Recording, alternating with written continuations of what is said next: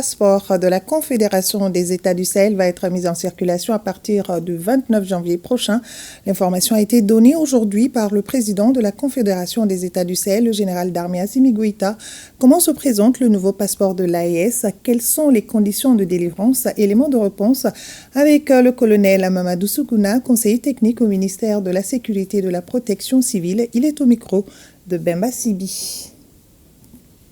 À compter du 29, comme le dit le communiqué du président de la Confédération, ce passeport sera mis en circulation.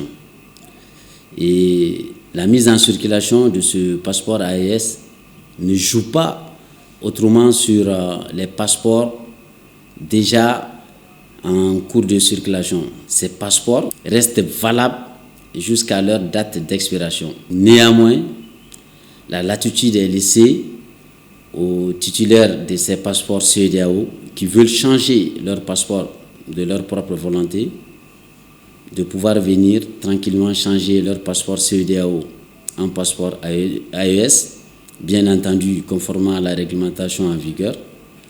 Il s'agit de s'acquitter des frais d'établissement et avoir son passeport.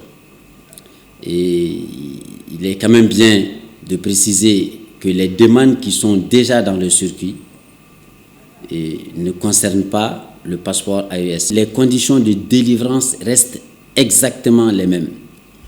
Et parlant de ce passeport, vous allez constater que désormais, sur la première page de couverture, ce sont les armoiries du Mali en lieu et place du logo CEDEAO.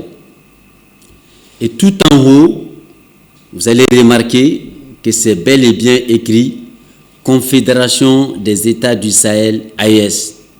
Et en dessous, il y a le nom du pays émetteur, République du Mali.